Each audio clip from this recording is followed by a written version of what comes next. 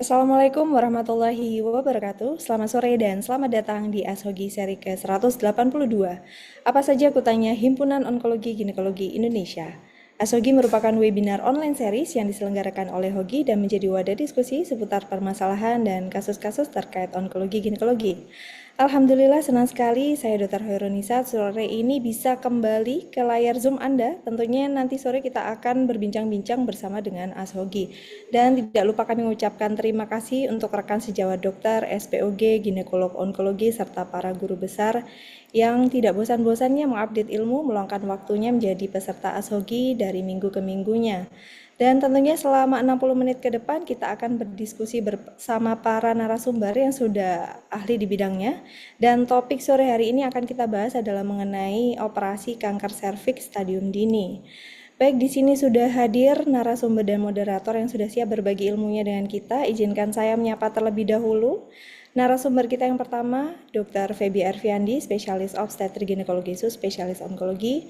Beliau ini merupakan konsultan onkologi ginekologi dari Fakultas Kedokteran Universitas Pajajaran di RSUP Dr. Hasan Sadikin, Bandung.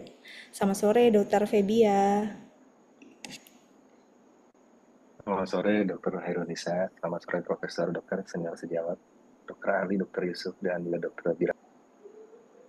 Baik, terima kasih Dr. Fedia sudah berkenan hadir. Dan yang kedua adalah Dr. Muhammad Yusuf, spesialis obstetri ginekologi spesialis onkologi. Beliau ini merupakan konsultan onkologi ginekologi di Rumah Sakit Kanker Darmais Jakarta. Selamat sore Dr. Yusuf. Selamat sore Dr. Hainurisa, selamat sore teman-teman sejawat sekalian, selamat sore Dr. Ali, Dr. Feby, Dr. Birama. Terima kasih Dr. Yusuf sudah berkenan hadir. Dan sore ini yang akan memandu diskusi adalah Dr. Birama Robi Indra Prasta, spesialis obstetri ginekologi spesialis onkologi. Beliau ini merupakan konsultan onkologi ginekologi di Fakultas Kedokteran Universitas Erlangga di RSUD Dr. Sutomo Surabaya. Selamat sore Dr. Birama. Selamat sore, Dr. Khairunisa, para senior, Prof. Dokter, Dr. Ali, Dr. Yusuf, Dr. Febia. Selamat sore, Dok. Baik, terima kasih banyak Dr. Birama. Baik, kepada seluruh peserta Asogi, jangan lupa untuk mengakses akun pelataran sehatnya, kemudian bisa join Zoom dari awal sampai akhir karena nanti akan tercatat secara otomatis mulai sistem. Kemudian apabila ingin mengajukan pertanyaan bisa secara langsung dengan menekan tombol raise hand terlebih dahulu atau bisa langsung menuliskan pertanyaannya di fitur Q&A yang sudah kami sediakan. Baik, sebelum kita beralih pada sesi pemaparan dan juga diskusi, saya akan mengundang Wakil Ketua Hogi untuk memberikan sambutan sekaligus membuka acara Asogi pada sore hari ini kepada Dr. Ali Budi Harsono, spesialis obstetri ginekologi spesialis onkologi. Kami persilahkan. Baik, terima kasih Dr. Lisa. Assalamualaikum warahmatullahi wabarakatuh. Selamat sore para guru besar dan sejawat sekalian yang tetap concern untuk mengikuti Asogi pada sore hari ini. Asogi kali ini adalah seri yang ke-182 dengan topik tentang operasi kanker serviks. Rasanya meskipun operasi kanker serviks itu umumnya adalah kompetensi seorang konsultan onkologi ginekologi, tetapi sebagai pemahaman yang menyeluruh, tentu sejawat saya sekalian, baik sejawat teman-teman dari OBGYN dan tentu dari onkologi ginekologi, untuk pemahaman yang lebih komprehensif, kita perlu paham tentang bagaimana kanker serviks ditata laksana secara operatif. Telah hadir di hadapan kita dua narasumber, Dr. Feby Arfiandi dari Bandung dan Dr. Muhammad Yusuf dari Rumah Sakit Kanker Darmais. Tentu akan menjawab semua pertanyaan-pertanyaan dan diskusi yang sangat menarik pada sore hari ini. Dr. Birama yang akan memandu acara pada hari ini. Terima kasih buat narasumber dan moderator dan untuk mempercepat diskusinya karena saya yakin diskusi akan sangat menarik. Kita mulai saja dengan ucapan Bismillahirrahmanirrahim. Mari kita awali diskusi pada sore hari ini. Assalamualaikum warahmatullahi wabarakatuh. Waalaikumsalam. Waalaikumsalam warahmatullahi wabarakatuh. Terima kasih Dr. Ali yang sudah berkenan untuk membuka acara Asogi pada sore hari ini. Baik, selanjutnya acara akan saya serahkan kepada moderator kita sore hari ini, kepada Dr. Birama Robi Indra Prasta, spesialis obstetri ginekologi spesialis onkologi. Kami persilahkan. Baik, terima kasih Dr. Khairunisa. Assalamualaikum warahmatullahi wabarakatuh. Selamat sore dan Salam sejahtera untuk kita semua. Yang saya hormati para narasumber, guru besar, para senior, guru-guru kami, rekan sejawat, dan seluruh peserta rutin webinar ASOGI saat ini sudah seri ke-182. Mungkin izinkan saya menyampaikan informasi dahulu. Seharusnya acara ini dimoderatori oleh Dr. Brahmana, namun beliau berhalangan hadir karena ada kegiatan penting yang tidak dapat ditinggalkan. Jadi beliau menghubungi saya tadi siang untuk saya diminta untuk menggantikan. Jadi mohon izin, perkenalkan saya Dr. Birama Robi Indraprasta yang akan memandu jalannya acara webinar ASOGI pada sore hari ini. Jadi topik webinar kita adalah operasi kanker serviks stadium dini. Jadi sebuah topik yang sangat penting saya kira. Sebagaimana kita ketahui keberhasilan tata laksana kanker serviks khususnya pada stadium awal ini akan sangat menentukan kualitas hidup dan survival dari pasien. Karena itu saya pikir diskusi hari ini akan menjadi diskusi yang sangat berharga.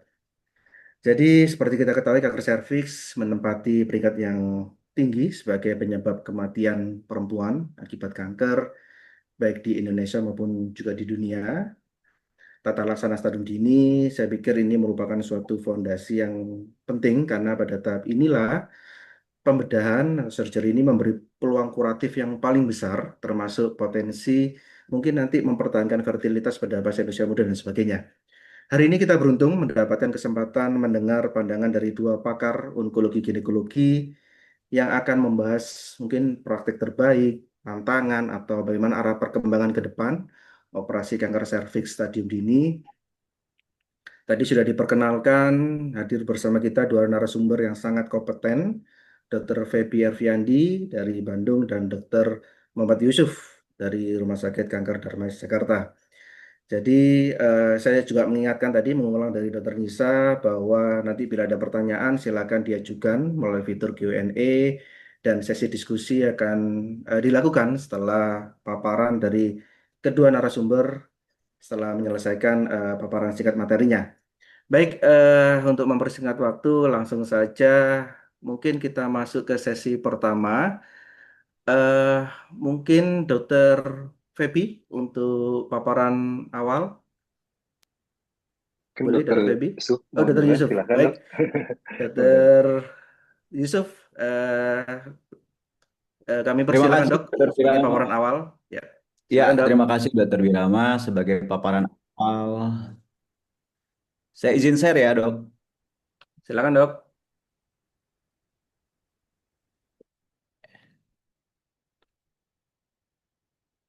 Oh iya, udah terlihat belum ya, Dok? Sudah, Dr. Yusuf. Ya, Jelas. izin Dr. Ali sebagai pejabat Hogi, eh, teman-teman sejawat sekalian, kemudian Dr. Birama, Dr. Febia. Hari ini pada edisi ASHOGI yang ke-182 kami sudah berbagi tugas dengan Dr. Febia untuk membahas permasalahan terkait dengan manajemen operasi pada kanker serviks stadium awal. Jadi mungkin di sini yang perlu kita garis bawahi, saya mendapatkan tugas dari Mas Feby untuk yang very early ya Mas ya. Untuk yang very early. Oke, jadi pada kasus-kasus kanker serviks stadium awal, kita itu menentukan stadium itu saat ini based on dari Vigo yang terbaru yaitu yang 2018. Di mana diagnosis di sini kita tegakkan berdasarkan pemeriksaan dan evaluasi histologi melalui biopsi serviks. Pada keadaan atau fasilitas yang optimum tentunya kita akan dibantu untuk melakukan pemeriksaan staging. Kalau dahulu kita mengenal adanya staging klinis, namun hari ini berdasarkan update terbaru dari Vigo Staging 2018, kita mengkombinasikan antara klinis dengan imaging. Sehingga nanti pada saat kita mendapatkan stadium, tentunya akan kita cantumkan hasil dari stagingnya itu apakah melalui imaging atau melalui histopatologi. Evaluasi radiologinya yang kita lakukan adalah tentunya dengan pemeriksaan toraks, kemudian bisa CT scan dan atau MRI atau bahkan PET scan yang disertai dengan temuan patologi. Namun jangan khawatir apabila teman-teman berada di daerah di mana kita pahami adanya limited resources, maka penentuan stadium itu dapat dikerjakan secara klinis berdasarkan pemeriksaan fisik, kemudian dilakukan endoskopi untuk melihat keterlibatan dari eh, kolon maupun keterlibatan dari bladdernya. Stadium awal. Definisi stadium awal menurut Vigo di 2018 ini adalah stadium 1A yang bisa meliputi stadium 1A1, stadium A2, kemudian stadium 1B1 dan stadium 1B2. Di mana stadium 1A ini adalah lesi mikroskopis. Kita tidak melihat adanya satu kelainan secara makroskopis kecuali secara mikroskopis. Temuannya selalu menjadi berdasarkan hasil pemeriksaan mikroskopis. Per definisi kita ketahui adalah karsinoma invasif yang ditegakkan dengan gambaran histologi secara mikroskopis. Dibagi menjadi 1A1 di mana kedalaman dari invasi stroma kurang lebih atau sama dengan 3 mm. Sementara untuk stadium 1A2 kedalaman invasi stroma lebih dari 3 mm dan atau sama dengan atau lebih kecil dari 5 mm. Sementara itu untuk stadium 1B1 per definisi adalah karsinoma invasif dengan kedalaman invasi stroma lebih dari 5 mili namun kurang dari 2 cm pada dimensi terluarnya.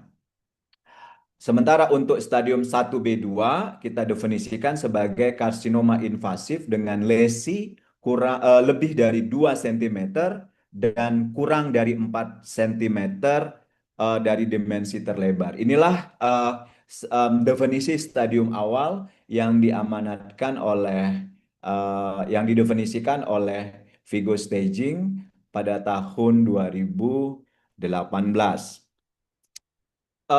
Pada kasus-kasus kanker serviks stadium awal, sebenarnya terapi definitifnya itu apa? Kalau misalkan kita tahu bahwa modalitas utama dari terapi kanker serviks ini kan adalah operasi dan radiasi. Sekarang untuk pemilihan pada pada stadium awal ini, pilihan terapi definitif yang paling baik itu apa? Apakah operasi atau radiasi?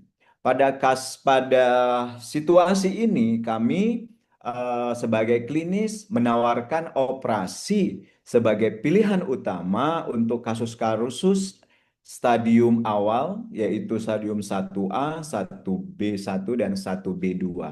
Pertama, kenapa kita pilih radiasi maksud saya kenapa kita pilih operasi dibandingkan radiasi? Tentunya kelebihan dari operasi pada pasien-pasien stadium awal ini adalah kualitas hidup. Kualitas hidup di mana pasien-pasien yang mendapatkan operasi pada stadium awal itu akan sangat jarang mengeluhkan yang namanya bowel dysfunction.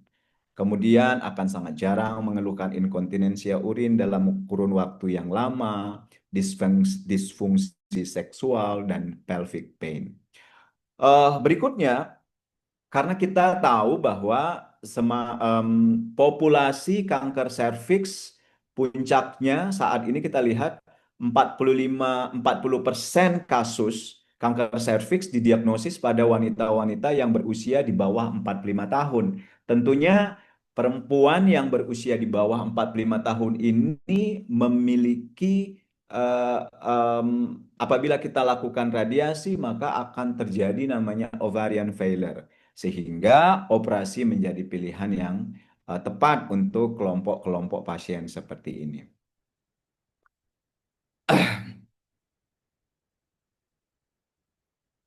Kemudian tipe operasi. Tipe operasi bisa meliputi konisasi, histrektomi simple, histrektomi radikal, tergantung dari stadium kankernya. Untuk stadium kanker 1A1 yang biasanya kita dapatkan dengan konisasi, prosedur konisasi, apabila dia bebas margin dan tanpa adanya LVSI, konisasi cukup. Sementara kalau misalkan pasiennya spesimen yang kita dapatkan itu tidak bebas margin, maka pasien akan kita lanjutkan untuk dilakukan simple hysterectomy.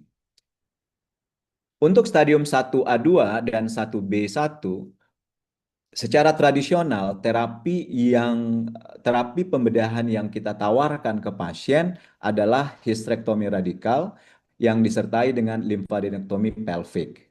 Kenapa? Karena berdasarkan studi yang ada, follow up dalam 12 tahun angka rekurensi rendah dengan melakukan prosedur hysterektomi radikal dan limfadenektomi, di mana kita dapatkan angka rekurensi untuk 1A2 yang dikerjakan radikal hysterektomi adalah 1%, sementara 1B1 adalah 5% dalam follow up 12 tahun.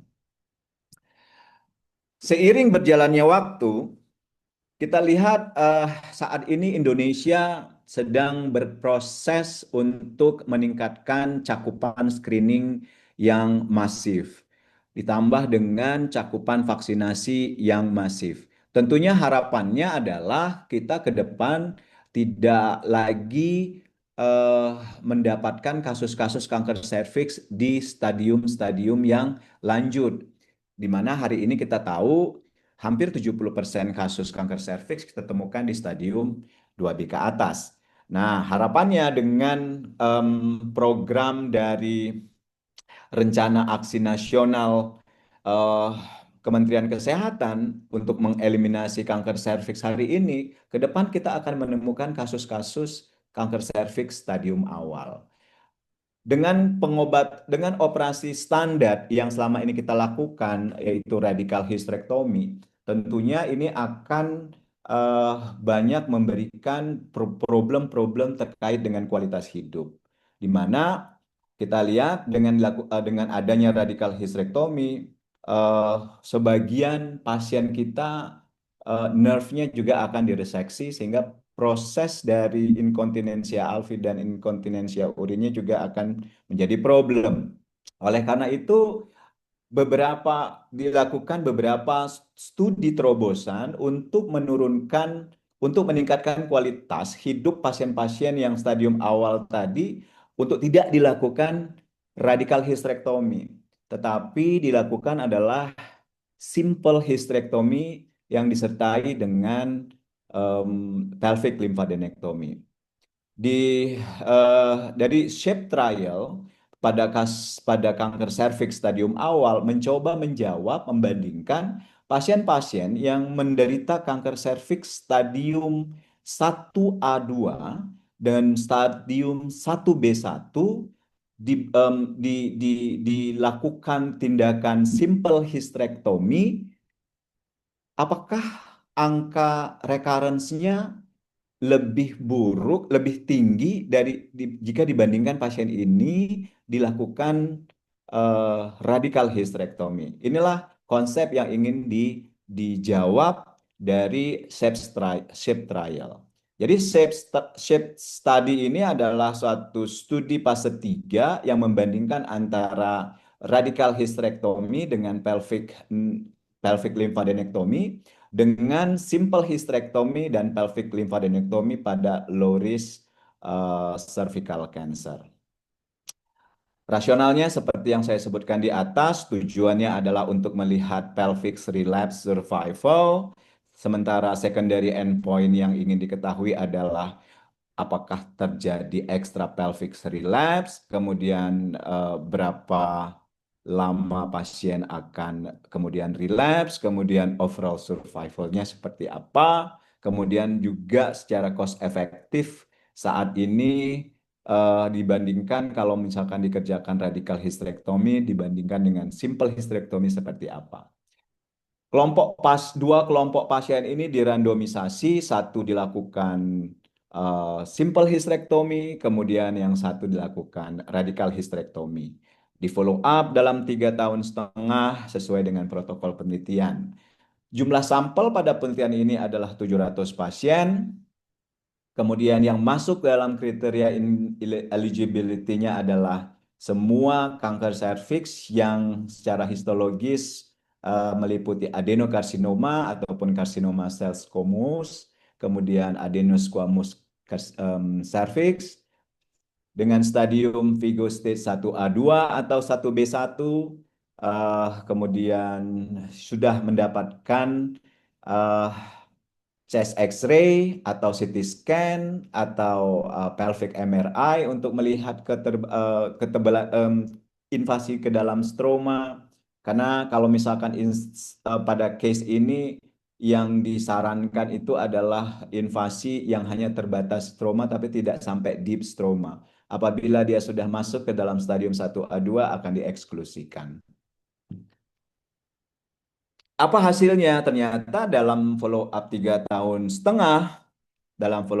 tahun, ternyata pelvic recurrence pada kelompok yang dilakukan simple hysterectomy dan kelompok yang dilakukan radical hysterectomy comparable. Artinya apa? Artinya di simple hysterectomy pada kanker stadium 1A1 dan pada kasus stadium 1A2 dan 1B1 itu tidak inferior dari radikal hysterektomi dan pelvic lymphadenectomy. Hanya saja yang menjadi catatan banyak sekali kritisi untuk penelitian ini karena memang tidak semua fasilitas memiliki MRI untuk melihat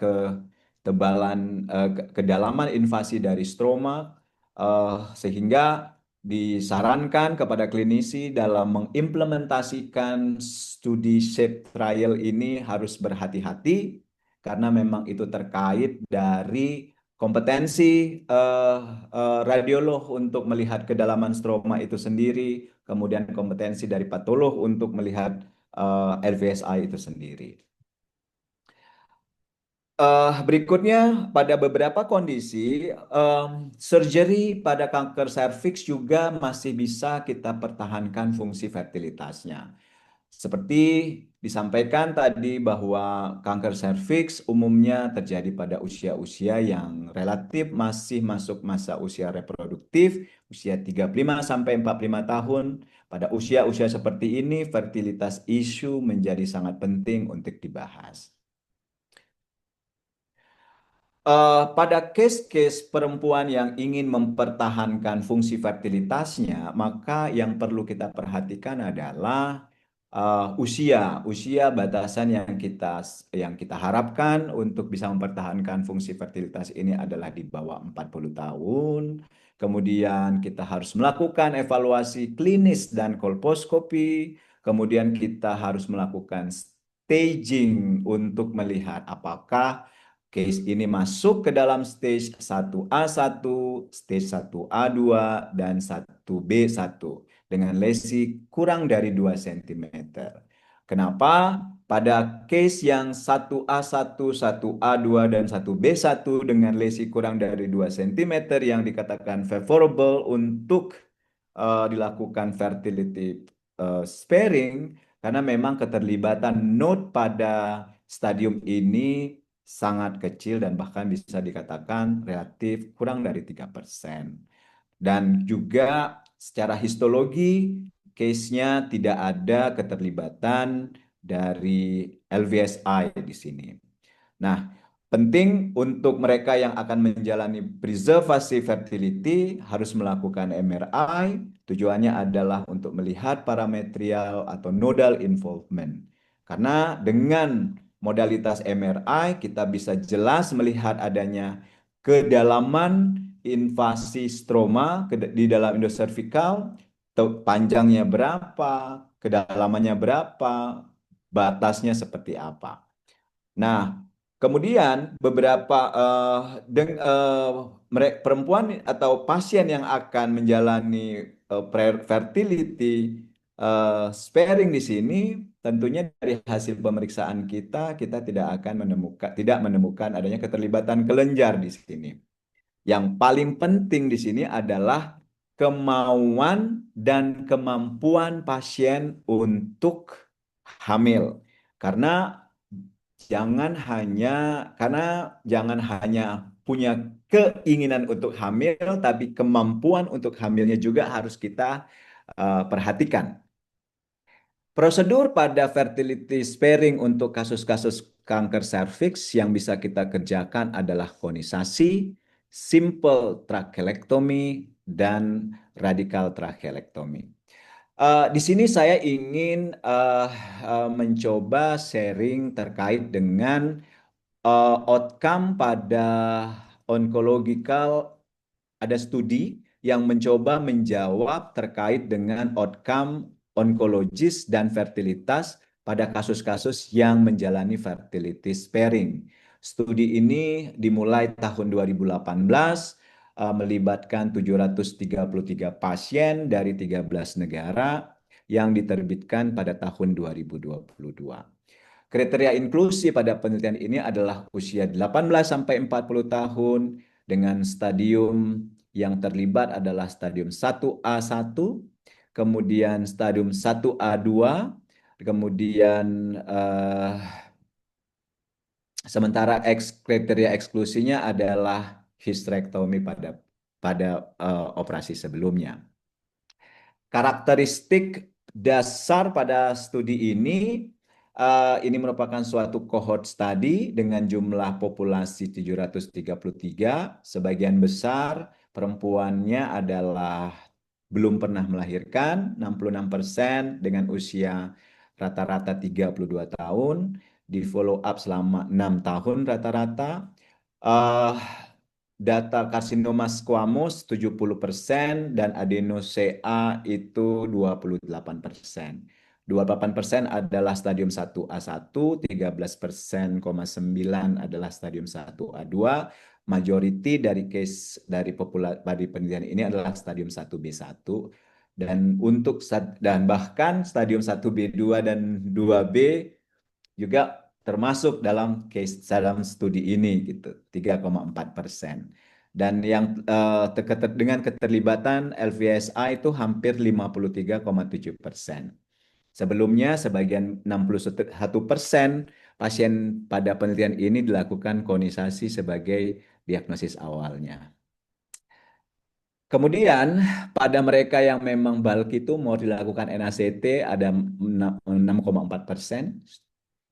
Kemudian yang melakukan konisasi 48%, prosedur yang dijalankan simple vaginal trachelectomy 8,5%, radical trachelectomy 43,5%.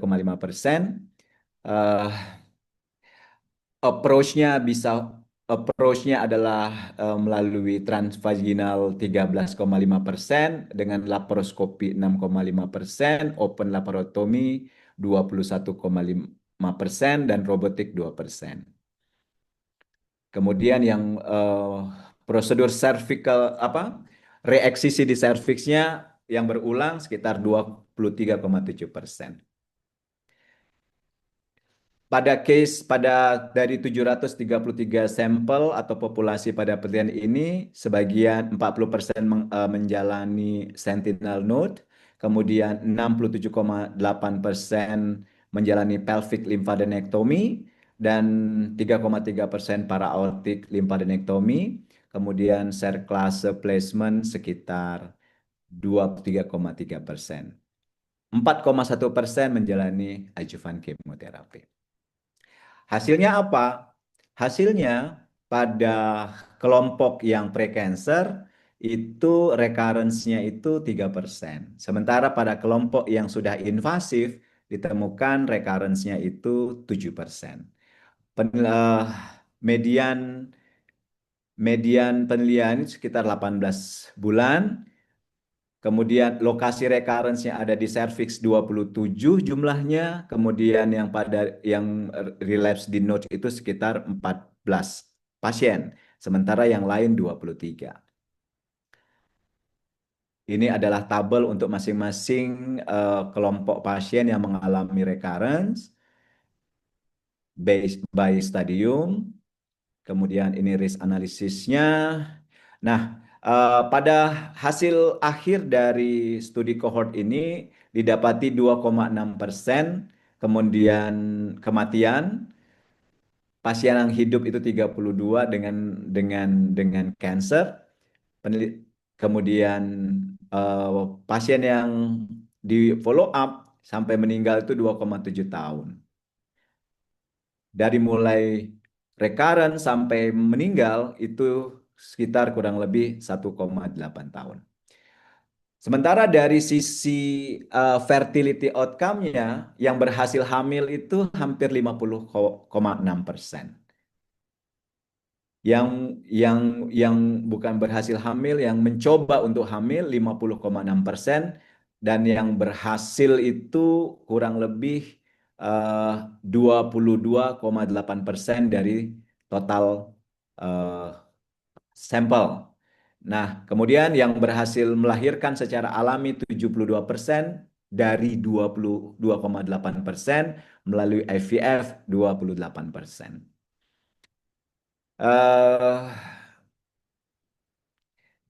Itu yang mungkin bisa saya sampaikan, Dr. Birama, bahwa mungkin yang bisa kita ambil kesimpulannya, untuk beberapa case dari kanker serviks yang stadium awal masih mungkin kita melakukan preservasi fertilitas. Tentu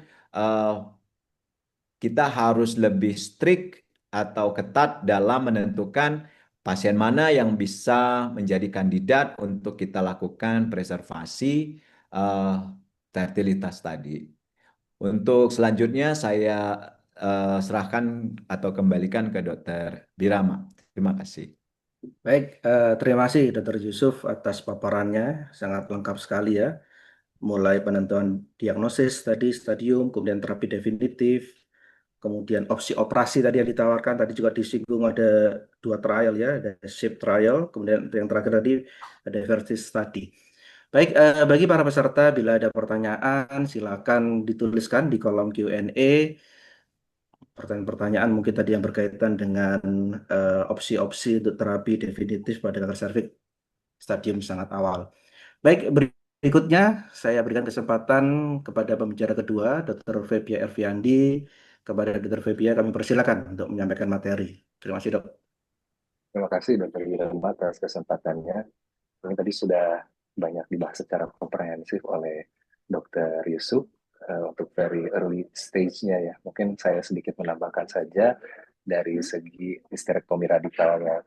Jadi tentang histerektomi radikal pada kanker serviks stadium awal sama seperti bidang keilmuan yang lain, bahwa histerektomi radikal ini juga mengalami evolusi dari tahun ke tahun, dari dekade ke dekade.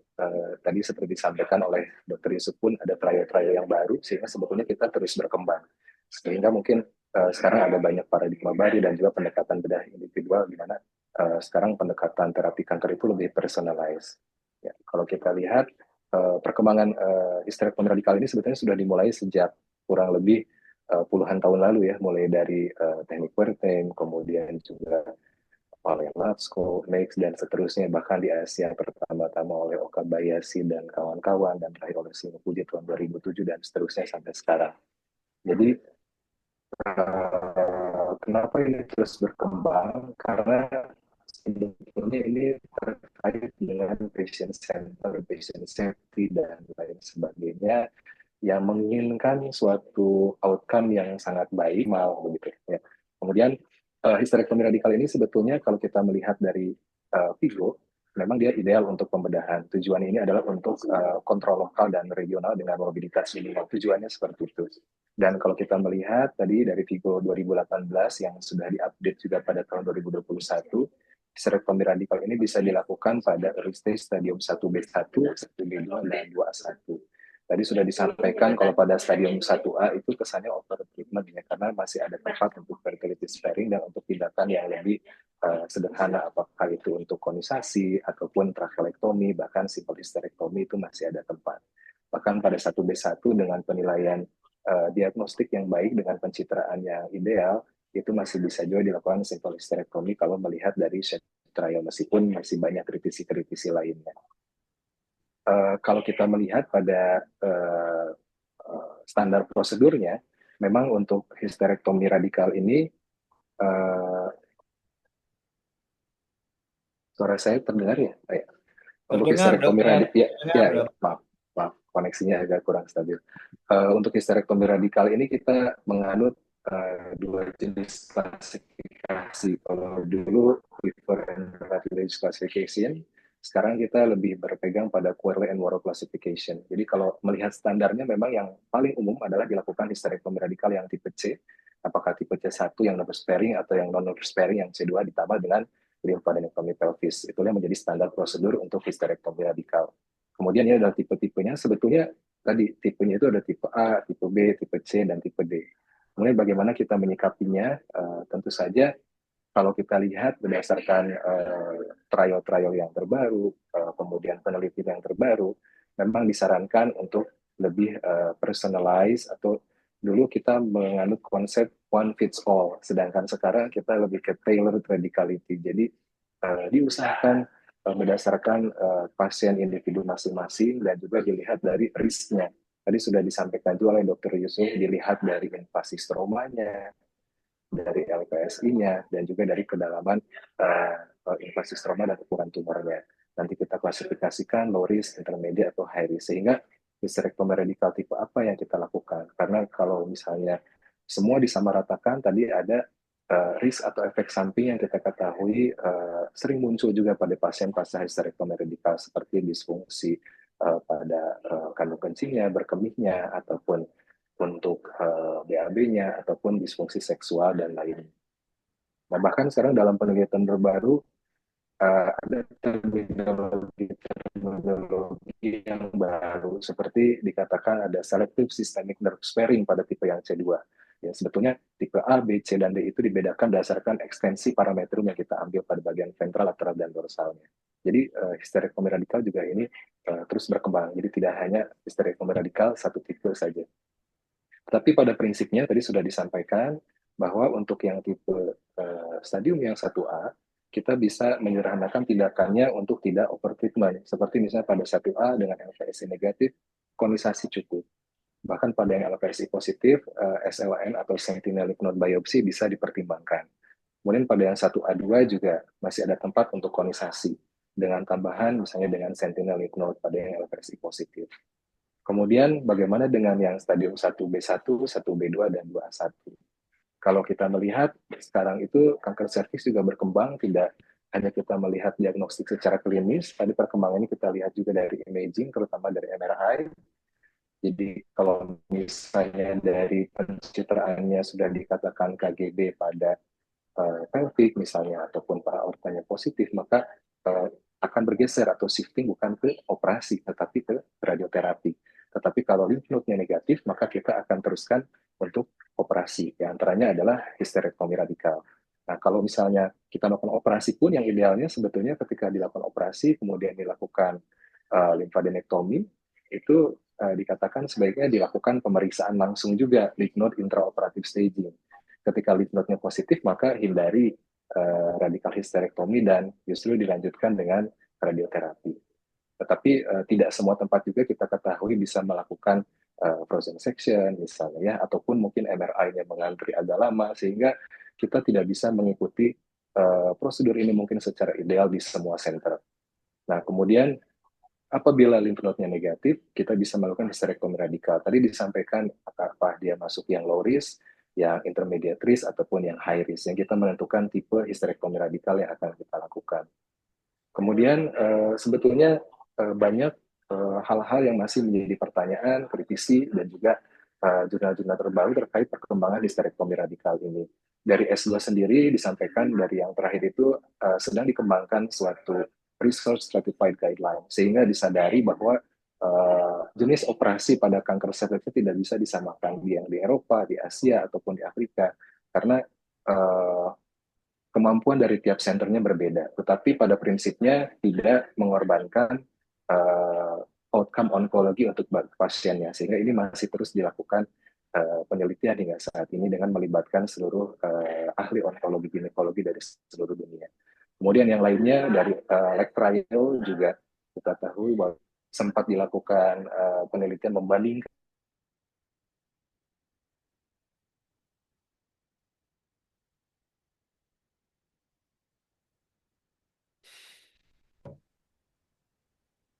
Dokter Feby?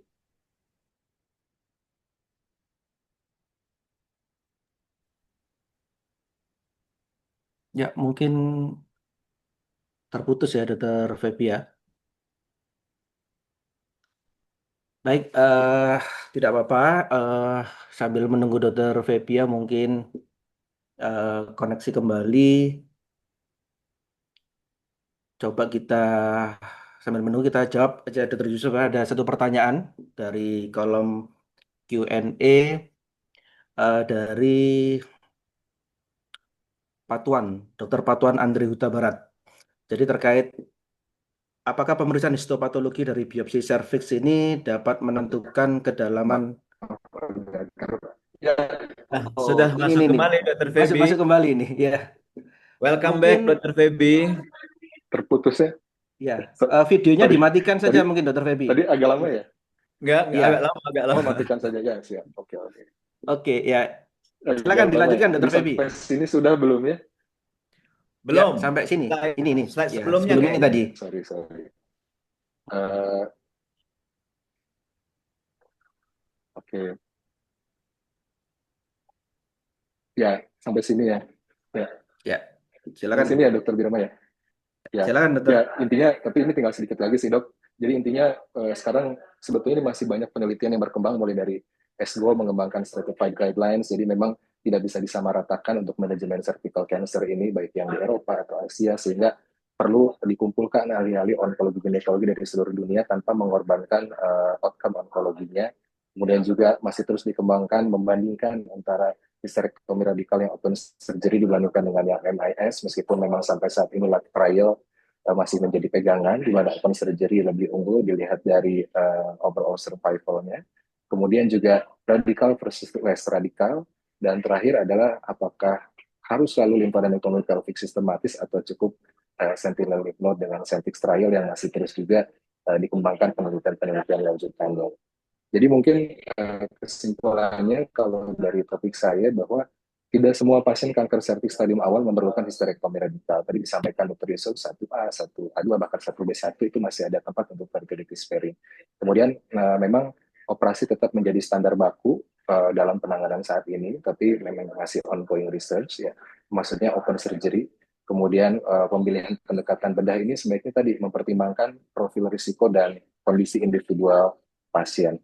Dan kita melihat pasien itu sebagai individu-individu yang berbeda untuk melihat apa yang harus kita lakukan, tingkat radikalitasnya, karakteristik tumor, dan pasien itu sendiri yang menjadi tolak ukur dalam manajemen kanker serviks secara keseluruhan. Mungkin itu saja. Terima kasih, Dr. Birama. Baik, terima kasih Dokter Feby atas paparannya. Baik, para dokter sekalian, jadi kita telah mendengarkan dua paparan luar biasa sekali ya dari Dokter Yusuf dan Dokter Feby ya. Mungkin saat ini silakan dari rekan sejawat untuk menyampaikan pertanyaannya melalui kolom Q&A. Ini saya lihat sudah ada dua pertanyaan. Mungkin kita coba bahas satu persatu. Yang pertama, pertanyaan dari Dr. Patuan Andri Huta Barat. Apakah pemeriksaan histopatologi dari biopsi serviks dapat menentukan invasi sel kanker? Mungkin Dr. Yusuf, silakan dok. Terima kasih, Dok. Kalau ditanya seperti itu, saya akan mengatakan bisa. Sekarang kita lihat, tapi metode biopsi yang seperti apa yang bisa kita jadikan sebagai patokan untuk melihat kedalaman stroma dari pemeriksaan histopatologi. Karena approach dari biopsi ini kan banyak ya. Bisa punch biopsi, bisa lip biopsi gitu ya. Tentu untuk mendapatkan data kedalaman stroma invasi tadi, kita harus mendapatkan sampel yang agak lebih luas. Tentu biopsi dengan approach lip yang bisa kita dapatkan informasi itu gitu. Tapi kalau misalkan sekedar punch biopsi, mungkin kita nggak akan pernah bisa bisa menentukan seberapa dalam sih kedalaman stroma, seberapa dalam sih stroma yang sudah diinvasi oleh sel kansernya. Kira-kira begitu, Dokter Birama. Baik, terima kasih Dr. Yusuf. Mungkin Dr. Febia ada yang ditambahkan? Ya, kurang lebih sama Dokter Birama ya, karena memang kalau hanya dari punch biopsi kita mungkin hanya akan mengambil sedikit bagian dari serviksnya ya, sehingga kita tidak bisa mengambil secara pasti invasi stroma. Sehingga disarankan memang untuk apa namanya, untuk menilai kedalaman invasi minimal LEDS ataupun konisasi mungkin seperti itu. Ya, Terima kasih. setuju. Ya, jadi intinya ada batasan ya terkait evidence dari terkait apa punch biopsi ini. Jadi mungkin sensitivitasnya terbatas, terutama mungkin bila lesinya kecil atau invasinya minimal. Jadi mungkin ada resiko underestimate ya. Sebagian kasus yang mikroinvasif itu mungkin baru terungkap setelah konisasi. Namun dalam prakteknya sehari-hari mungkin di apa ya di Indonesia mungkin ya atau kalau saya di Surabaya mungkin punch biopsi itu ya mungkin satu-satunya modalitas awal ya untuk selanjutnya mungkin dikonfirmasi dengan komunikasi bila ada kecurigaan mungkin invasi yang dangkal. Baik, Karena silakan Dr. Yusuf. saya tambahin, Dokter Birama. Karena kan selama ini kalau misalkan case-case yang tidak obvious secara makros gitu, sebenarnya untuk punch biopsi pun agak kesulitan kan. Case mungkin selama ini kalau yang bisa kita lihat case-case yang kita dapatkan seperti ini umumnya pada kasus-kasus di mana yang datang dengan membawa hasil pap smear yang abnormal, kemudian SPV positif, kemudian kita lakukan kolposkopi. Wow, dari kolposkopinya kita curigain ada lesi gitu ya. Baru kita lakukan targeted biopsi di office prosedur gitu. Nah, biasanya dengan office apa dengan targeted biopsi di office prosedur kan kita menggunakan counter biasanya ya. Nah, dari situ mungkin kita bisa dapat kedalaman stromanya seperti apa sehingga dia bisa menentukan tuh ini scene berapa sih sebenarnya gitu. Atau kalau misalkan sudah kelewatan membran basalnya sudah kena apa belum itu dari sana gitu. Kalaupun bukan dari target biopsi, mungkin kita lanjutkan ke lip di kamar operasi bahkan bisa lebih jelas lagi kan. Rata-rata sih seperti itu dapat case-nya. Tapi kalau misalkan dari PAN sih seperti yang disampaikan Dokter Febia akan sangat menangis PA-nya untuk disuruh lihat disuruh lihat invasi stroma itu PA-nya mungkin udah teriak-teriak kali ya. Ya, ya. Terima kasih Dr. Yusuf. Mungkin take home message dari pertanyaan pertama ini, biopsi serviks memang untuk menegakkan diagnosis ya, tetapi tidak selalu cukup untuk menentukan kedalaman invasinya. Mungkin itu ya. Ya, betul. Baik, terima kasih Dr. Yusuf, Dr. Febia. Ini ada pertanyaan yang kedua dari Dr. Dibia Arfianda. Jadi dalam kasus pasien ingin mempertahankan fertilitas, apa kriteria ketat yang harus dipenuhi agar prosedur tracheotomi radikal dapat dilakukan dengan aman tanpa mengorbankan kontrol onkologisnya? Mungkin dari Dr. Yusuf ya, slide presentasinya. Silakan dok. Ya, jadi tadi memang ini penting sekali ya. Kita betul-betul menentukan siapa sih pasien yang memang betul kandidat kuat untuk preservasi fertilitas eh, tanpa mengorbankan, tanpa compromise oncological outcome.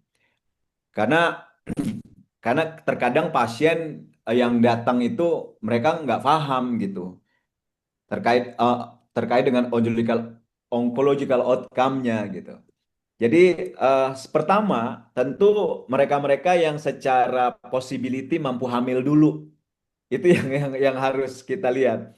Kalau misalkan cuma kepengen hamil tapi tidak mampu untuk hamil, saya kira itu harus diperjelas ke pasiennya. Usia 48 tahun kita tahu chance untuk berhasil hamilnya berapa persen gitu ya. Bahkan usia 49 tahun, 50 tahun gitu. Atau memang secara secara histori dia sudah menikah 20 tahun tapi nggak hamil-hamil bahkan sudah pernah dilakukan eh, dibantu untuk bisa hamil gitu, tapi tidak berhasil juga. Ini kan bukan orang yang mampu untuk hamil, cuma orang yang kepengen untuk hamil. Itu yang pertama. Yang kedua adalah lesinya kecil. Lesi yang memang kita saat ini tolerir untuk bisa kita lakukan konservasi fertilitasnya itu ada lesi yang di bawah 2 cm. Pertimbangannya kenapa di bawah 2 cm? Terkait dengan keterlibatan daerah ismusnya sehingga juga bisa juga keterkait juga dengan keterlibatan kelenjar getah benihnya dan keterlibatan parametriumnya gitu. Itu kenapa dasarnya itu. Karena kalau misalkan lebih dari 2 cm atau sama dengan 2 cm, ini lebih chance-nya untuk relapse-nya itu akan jauh lebih besar. Walaupun seperti data Vertis tadi, bahkan ada yang melakukan neoadjuvan dulu untuk memperkecil tumor, kemudian pasien dilakukan trachelectomy atau simple hysterectomy. Eh, Pada akhirnya dalam satu tahun 8 bulan ya relapse lagi gitu. Apakah dia pasti hamil apa tidak kan kita belum analisis satu-satu tuh case-nya gitu. Itu yang kedua. Yang ketiga, dari data biopsi yang kita lakukan itu tidak ada LVSI. LVSI-nya should be negatif lah gitu. Karena LVSI ini adalah suatu faktor prognostik untuk yang bisa kita lihat untuk menentukan berapa sih persentase recurrence ke depannya. Kemudian risk of death-nya juga akan meningkat almost hampir 40% kalau misalkan LVSI-nya itu positif gitu ya, tanpa dilakukan adjuvan. Jadi tiga hal ini penting nih. Pertama, kemampuan untuk hamil bukan hanya sekedar mau untuk hamil. Yang kedua adalah lesi tumor kurang dari 2 cm. Yang ketiga adalah eh, tidak adanya keterlibatan dari LVSI yang ditemukan pada histopatologi. Yang keempat juga paling penting menurut saya ini compliance, compliance pasien. Jadi itu penting banget. Tapi ya kita saya nggak tahu. Saya pribadi compliance pasien-pasien BPJS saya itu sangat jelek gitu. Nggak tahu teman-teman di Bandung sama Surabaya seperti apa compliance-nya. Problemnya selalu aja ada masalah ongkos lah, masalah nggak ada yang nganter lah, masalah semuanya gitu. Yang kadang-kadang nggak bisa kita kendalikan di luar kemampuan kita untuk kita kendalikan. Kira-kira begitu, Dokter Pirama. Ya, terima kasih Dr. Yusuf. Mungkin Dr. Febia ada yang ditambahkan? Kurang lebih sama dengan Birama, mungkin tadi ya LPSI, ukuran tumor, kemudian juga tadi terkait dengan kemampuan dan kemauan pasien untuk mempertahankan fertilitas, dan juga tadi imaging juga, karena sekarang kan kita stadium Iya, klinis tidak cukup ya, jadi betul iya, harus konfirmasi dia memang stadiumnya itu memang very early stage, dan iya, tipe histopatologinya dari beberapa literatur juga disarankan tipe yang umum seperti squamous, adenosquamous, ataupun adenokarsinoma. Karena pada beberapa tipe yang highly agresif seperti neuroendocrine carcinoma itu memang tidak disarankan untuk preserve fertility juga. Mungkin itu tambahannya, Dr. Biram. Terima Eh, kasih. menyambung Dokter Febi ya, Dokter Birama. Itu Ya, MRI itu penting sekali pada case yang akan kita lakukan preservasi, gitu ya. Karena kalau misalkan dengan CT scan atau bahkan dengan USG gitu ya, itu kita akan banyak miss-nya. Kalau misalkan banyak miss-nya, akhirnya kita akan mengorbankan oncological outcome. Jadi kita harus berhati-hati sekali dengan kata-kata preservasi fertility ini gitu. Kalau kita nggak punya sumber daya yang bisa menopang atau mensupport kita untuk menentukan patient selection tadi gitu. baik. Terima kasih Dr. Yusuf. Dr. Feby saya kira sudah sangat lengkap ya tadi yang dijelaskan. Saya coba beralih ke pertanyaan berikutnya. Ini anonimus. Pada kanker serviks stadium 1A2, bagaimana menentukan secara tepat batas reseksi bedah yang dikatakan optimal untuk meminimalkan resiko reseksi yang tidak bersih tanpa meningkatkan morbiditas pasca operasi? Mungkin ini terkait teknik operasi ya. Mungkin Dr. Hmm. Feby, silakan dok. Ya, tadi kita lihat ini kan stadiumnya 1A2 ya yang ditanyakan. Jadi memang tadi ada beberapa pilihan ya pada 1A2 itu, diantaranya adalah konisasi atau simple hysterectomy ya, ada tempat. Tetapi memang dikatakan kan konisasi ini untuk mengetahui menentukan secara tepat batas reseksi Satu berikutnya A2 yang optimal. dokter Febi.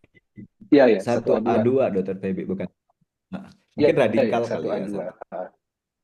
satu. 1A2 saya kira tadi masih masuk yang ada tempat Radikal. untuk mempertahankan fertilitas ya. Konisasi, simple hysterectomy masih ada tempat ya.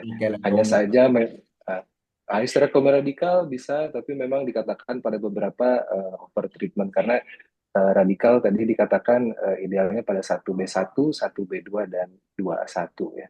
Tapi memang ada tempat, hanya saja untuk melihat batasannya kita lihat dari pemeriksaan PA-nya tadi, marginnya positif atau tidak ya. Kemudian kalau misalnya margin positif ya kita ada tempat untuk reseksi ulang atau dilakukan simple hysterectomy. Ya pada prinsipnya kita harus melihat eh, batasnya. Ketika ada batas lesi tumornya jangan tepat di situ dilakukan reseksinya, tetapi dilebihkan misalnya 1 atau 2 senti atau bahkan dikatakan optimal kalau dari PA-nya itu dikatakan lebih dari 5 mili. Jadi sebisa mungkin konisasinya batas marginnya itu negatif, dan kalaupun simple hysterectomy tadi dikatakan kita ada batas dari sayatannya itu negatif, jadi dilebihkan misalnya, tidak motong pada serviksnya langsung. Kurang lebih secara sederhananya seperti itu, Dokter Biram. Ya, terima kasih. Mungkin Dokter Yusuf ada tambahan? Mungkin terkait margin, Dokter Yusuf. Ya, terkait margin ya. Begini, eh, untuk kasus 1A2, kalau tadi Dokter Febi itu udah sampaikan di presentasinya. Eh, Secara tradisional kan selama ini kita pakai radical hysterectomy. Radical hysterectomy itu kita mengacu kepada eh, type 3 dari radical hysterectomy gitu ya. Di mana kita akan mengangkat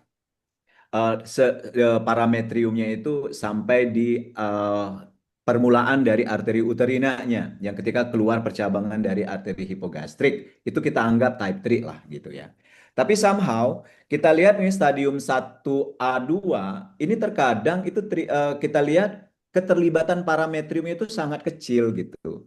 Sehingga beberapa literatur itu masih memberikan kita masih diberikan ruang untuk melakukan modified radical hysterectomy.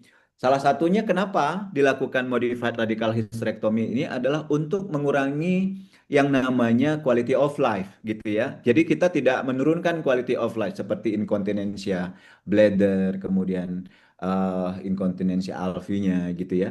Jadi kalau misalkan modified ini ya, mungkin tidak sampai ke area keluarnya cabang dari arteri uterinanya, tapi in the middle gitu, in the middle-nya. Nah, tujuannya untuk itu. Nah, untuk menentukan batasannya, kenapa kita anggap memang in the middle itu? Karena kita anggap lesinya itu tidak keluar sampai ke arah parametrium. Kita bisa memastikan bahwa kalau misalkan lesi tumor terbatas di dalam serviks, artinya tidak ada terlibat parametrium di sana, kita anggap dengan kita melakukan modified radical hysterectomy, itu chance untuk kita dapatkan bebas margin itu akan sangat tinggi. Kira-kira begitu ya. Untuk case yang 1A2 gitu. Nah, tapi kembali lagi, pada studi shape trial tadi gitu ya, yang disampaikan saya dengan Dokter Febia ini ketika kongres di mana itu Dokter Febia, di Turki atau di Barcelona ya, shape trial ini di launching gitu ya. Eh, itu sempat berdiskusi bahwa walaupun memang dengan kita hanya melakukan simple hysterectomy tanpa melibatkan parametrektomi di sana gitu, itu margin tumornya itu tercapai juga. Jadi kita nggak perlu harus ngambil 2 senti dari lesi tumor terluar, tapi even 0,5 senti pun kita nggak mengacu kepada konsep yang lama. Kalau konsep yang lama 1 senti mikroskopis baru dianggap bebas tumor gitu. Gitu ya. Kalau misalkan kurang dari 1 senti dianggap close margin berarti perlu adjuvan, tidak gitu. Jadi based on shape study tadi kita bisa melihat bahwa jarak antara lesi tumor dengan dengan batas bebas margin itu nggak menjadi concern lagi. Tapi catatannya untuk case-case tertentu yang betul-betul selected. Baik, terima kasih Dr. Yusuf, Dr. Febia. Ini kita sudah lebih hampir 5 menit ya. Masih ada beberapa pertanyaan, tapi mungkin nanti akan kita bahas di lain kesempatan karena Ya, waktunya sudah lewat. ya. Mungkin para dokter sekalian, jadi Dr. Febia mau sebelum praktek itu soalnya. ya. Jadi Dokter mungkin Yusuf sebelum mungkin. saya kembalikan ke MC, mungkin saya merangkum beberapa poin penting ya. Mungkin ada 3 hal tadi yang cukup kita bahas mengenai operasi merupakan cornerstone ya pada tata laksana kanker serviks stadium dini karena peluang kuratifnya sangat cukup tinggi bila dilakukan sesuai dengan indikasi tadi. Kemudian pemilihan jenis operasi tadi juga ada simple hysterectomy, radikal atau yang terkait fertility sparing. Kemudian tadi fertility sparing surgery itu merupakan alternatif yang penting juga pada pasien yang usia muda. Tapi tentu saja tadi sudah dibahas memerlukan seleksi ketat dan tentunya dukungan fasilitas yang memadai. Baik, dengan demikian rangkaian diskusi ASHOGI seri 182 ini dengan topik operasi kanker serviks stadium dini selesai. Saya ucapkan terima kasih kepada kedua narasumber, Dr. Febia, Dr. Yusuf, atas ilmu yang telah dibagikan. Juga terima kasih kepada seluruh peserta atas perhatian dan partisipasinya. Saya mohon maaf selaku moderator atas segala kekurangan selama memandu acara ini. Acara saya kembalikan kepada MC. Wassalamualaikum warahmatullahi wabarakatuh. Selamat sore. Sampai jumpa pada seri ASHOGI berikutnya. Waalaikumsalam Silakan Dr. Nisa. warahmatullahi wabarakatuh. Terima kasih banyak kepada para narasumber dan juga moderator, Dr. Febia, Dr. Yusuf, Dr. Birama, terima kasih. Baik, seru sekali ya, memang beberapa pertanyaan mungkin belum sempat terjawab, mohon maaf karena keterbatasan waktu. Baik, saya rasanya tidak perlu meresume lagi, tadi sudah dijelaskan secara lengkap untuk resume diskusi kita pada sore hari ini oleh Dr. Birama. Saya hanya mengingatkan untuk kembali para peserta mengecek akun pelataran sehatnya secara berkala, kemudian bisa menyelesaikan pembelajaran pada hari Jumat. Dan jangan khawatir yang mungkin ketinggalan join seri ASHOGI sore hari ini bisa melihat secara lengkap rekamannya di akun YouTube ASHOGI. Begitu juga dengan seri-seri yang sebelumnya. Saya juga tidak bosan mengingatkan bahwa di bulan Desember nanti HOGI akan mengadakan event tahunan yaitu INASMIT, INASGO Scientific Meeting yang keempat tanggal 12 sampai 14 Desember 2025 bertempat di Kota Bandung. Jadi jangan lewatkan momen untuk update ilmu onkologi ginekologi melalui seminar dan juga workshop yang tentunya menarik. Untuk registrasi di early bird sudah bisa dilakukan sampai batas waktu di akhir bulan Oktober nanti. Baik, terima kasih atas perhatian dan atensi seluruh peserta ASHOGI. Sampai jumpa di ASHOGI seri berikutnya. Kami izin undur diri. Wassalamualaikum warahmatullahi wabarakatuh. Waalaikumsalam. Terima kasih banyak, Dok. Terima kasih Dr. Yusuf, Dr. Febia, Dr. Nisa. Terima kasih. Sama-sama, saya juga pamit dulu.